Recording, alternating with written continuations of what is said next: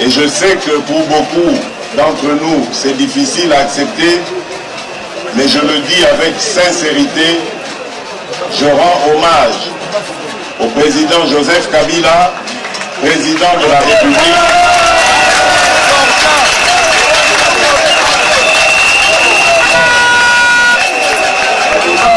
Je vois que vous avez aussi eu la même réflexion que moi. Aujourd'hui, nous ne devons plus le considérer comme un adversaire, mais plutôt comme un partenaire de l'alternance démocratique dans notre pays.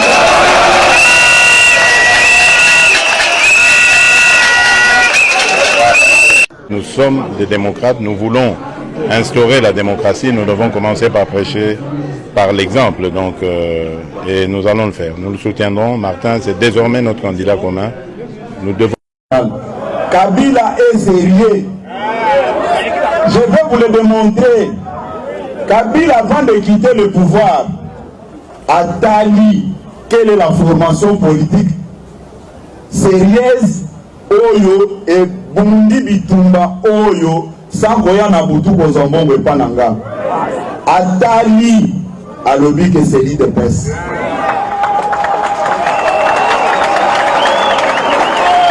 Donc Paul Kagame est un partenaire fiable à vos yeux? Ah oui, absolument, et nécessaire pour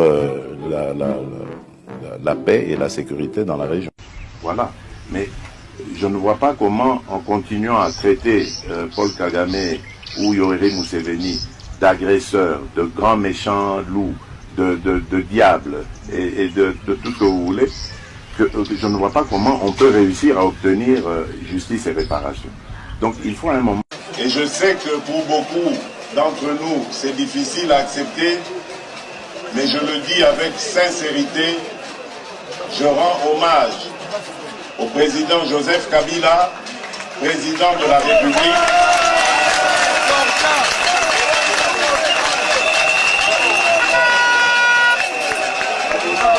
Je vois que vous avez aussi eu la même réflexion que moi. Aujourd'hui, nous ne devons plus le considérer comme un adversaire, mais plutôt comme un partenaire de l'alternance démocratique dans notre pays.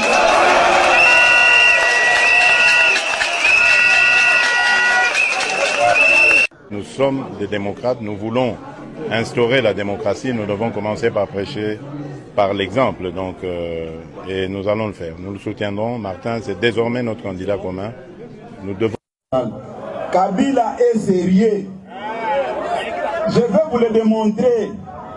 Kabila, avant de quitter le pouvoir, a tali quelle est la formation politique sérieuse oyo et bundi bitumba oyo sangoya na butu kozambongo epananga atali alobi que c'est l'idée de presse. Par rapport à cette alliance que nous avons scellée avec mon beau-frère, je veux vous prendre à témoin de ce que je veux dire, pour que si jamais demain je transforme mes propos, que vous soyez les premiers à me maudire s'il le faut.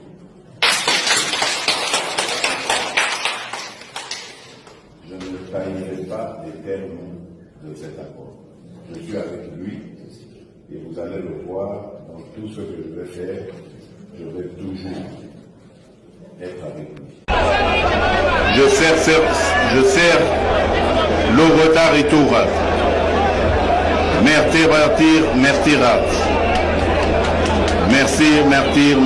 Merci.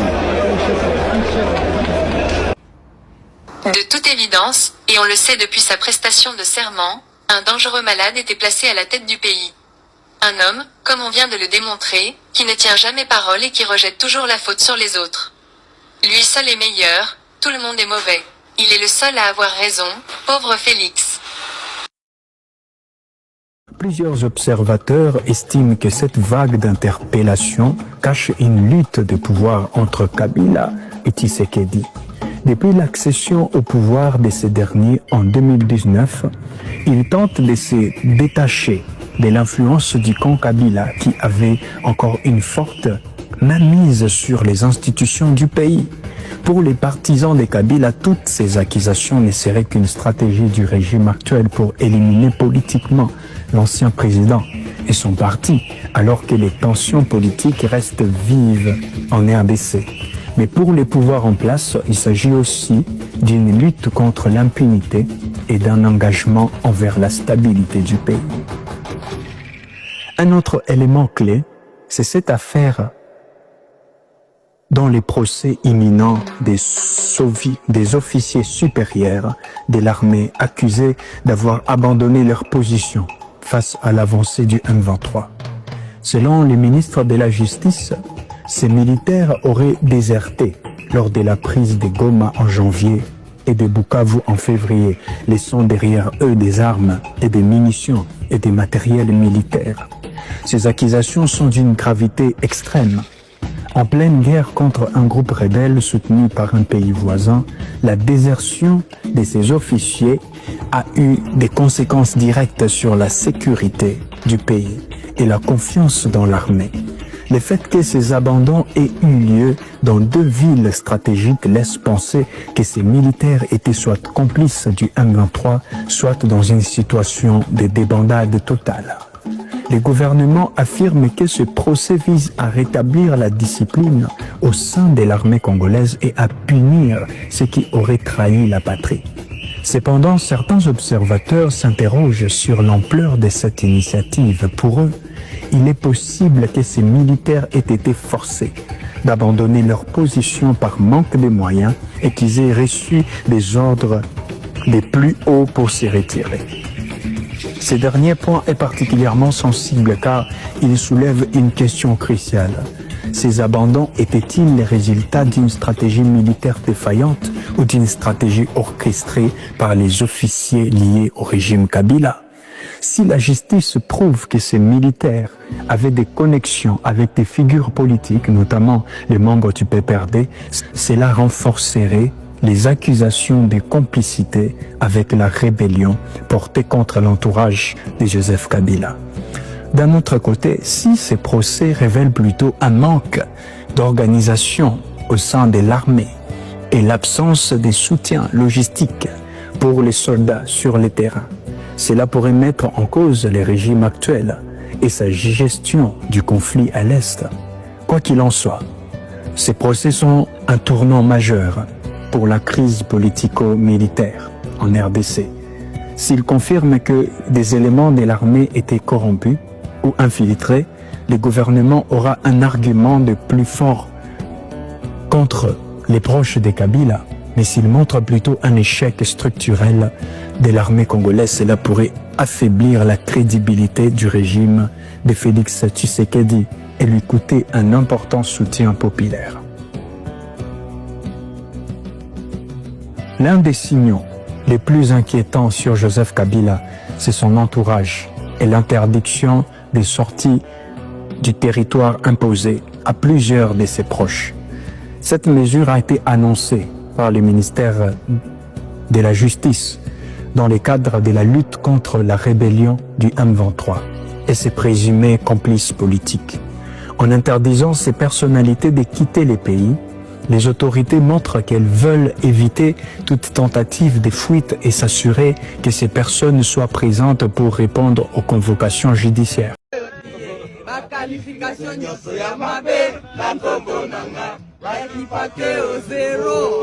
Pour la perquisition du site touristique de Kingakati, les services de sécurité ont informé au préalable le gérant du site. Le gouvernement congolais soupçonne l'ancien président de préparer un coup contre le pouvoir en place. À maintes reprises, le président Tshisekedi a pointé du doigt à son prédécesseur d'être derrière le rebelle du M23.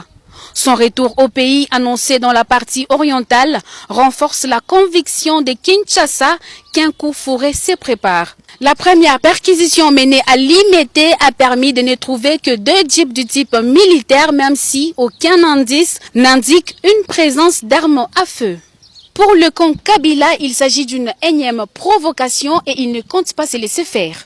L'ancienne première dame affirme qu'ils sont victimes d'une persécution de la part du service de sécurité et ceci donne une mauvaise image à leurs activités. Retrouvez-nous sur nos plateformes Facebook, TikTok et YouTube. C'était Myriam Moudinga pour le compte de Johnny Radio Télé. L'UDPS, lorsqu'elle arrivera au pouvoir, va donner la preuve qu'il y a moyen de vivre un autre monde, un monde meilleur, une situation meilleure. Il y a l'espoir. Ensuite, il y a les valeurs. L'UDPS amènera un discours et une méthode qui seront destinés à inverser les valeurs. Aujourd'hui, des valeurs telles que la corruption, la prostitution, la délinquance juvénile, etc., sont devenus des modes de vie qu'on a incorporés, qu'on a insérés dans le quotidien des Congolais. Nous allons lutter contre les anti-valeurs. Ensuite, nous allons nous attaquer à la pauvreté. Évidemment, c'est cette flatterie-là que moi, je n'ai jamais acceptée. Moi, je suis victime. Si on dit que Kabila a arrêté tel journaliste, Tshisekedi a arrêté Thierry Mukelekele pendant 3 ans, Tshisekedi a arrêté Pius Romain Roland, Patrick Lokala. Ce qui veut dire un président ne tue pas, un président ne viole pas ou ne violente pas des journalistes ou des citoyens. C'est dans un système où il y a des écueils selon les degrés de pouvoir.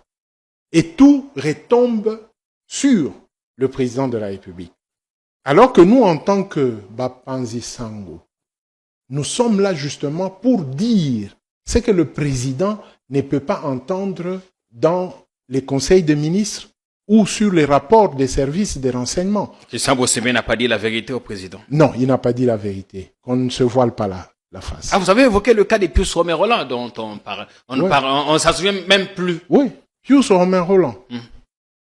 Pius Romain Roland a passé des moments très difficiles.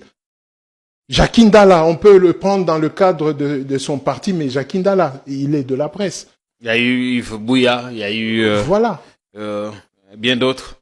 Stanis Bouchekera. Combien sont en exil? Ah, vous-même, vous avez dit, vous avez passé 3 ans. 3 ans en prison. C'est sous le règne du président Tshisekedi. Donc il ne faut pas voiler la face au chef de l'État.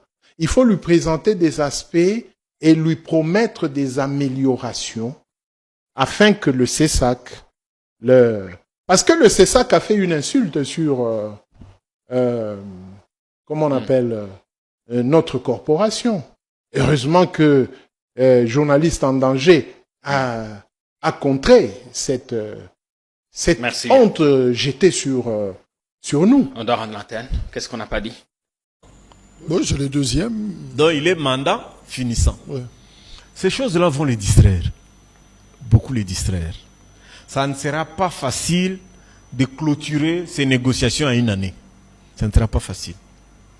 Donc 2025, 2026, on va courir toujours derrière les rafistolages pour trouver les cadres de négociations nécessaires qui se retirent de ça.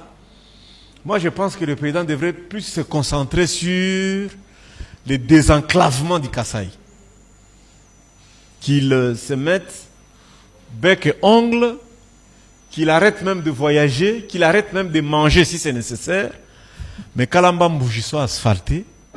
Joseph Kabila Kabange, qui est l'ancien chef d'État, qui lui n'a pas à être traité de la même façon que nous autres. Vous connaissez que le statut de l'ancien chef de l'État donne des devoirs à un ancien chef de l'État. Vous vous souviendrez que dans son article 8, la loi est claire. Il n'y a que le Congrès qui peut statuer sur ce cas-là. C'est le point de vue que moi j'ai donné. Si je relevais le cas de l'article 224 du règlement intérieur, ça concernait notre collègue. Donc, le sénateur a vu, il n'a rien à voir là-dedans. Ou nous respectons la loi, ou nous ne respectons pas la loi. Ça, c'est la première chose. Deuxième chose, est-ce que notre pays, aujourd'hui, a besoin de ça? Pensez-vous que si nous levons les immunités du sénateur à vie, nous allons retrouver la paix? N'est-ce pas que nous sommes en période de négociation aujourd'hui? Ne doit-on pas attendre que les négociations évoluent, de sorte que dès que les négociations évoluent, on va voir ce qu'il faut faire. N'est-ce pas faire un grand pas en arrière en appliquant cette mesure de la levée des immunités? Bon, on a distraction, on a discours, et ça dernier mandat, et ça mandat, même avec ceux qui ont mandat. Même avec ceux qui ont mandat. Nalingite que, il ne peut se vivre. Ndenge bomesana ko balusa makamunga na zakolo.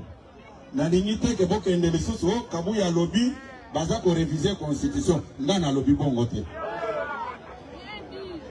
Bozakola nangai bokanga na mitema na mitema na bino boye.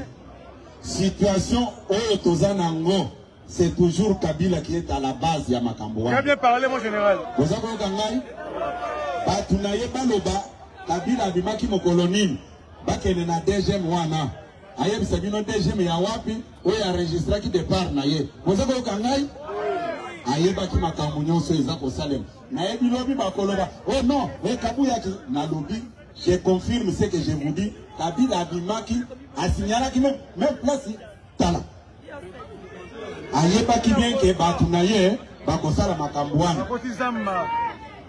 Ye tala naza koloba boye. Il ne peut se vivre. C'est qu'on naza koyebisa bino vérité à likambo wana. Il ne peut se vivre. Il ne peut se vivre. Kabila asengelaki bananga wana et pas un dirigeant africain mokoboy pour appuyer bango avec tous les moyens logistiques et financiers.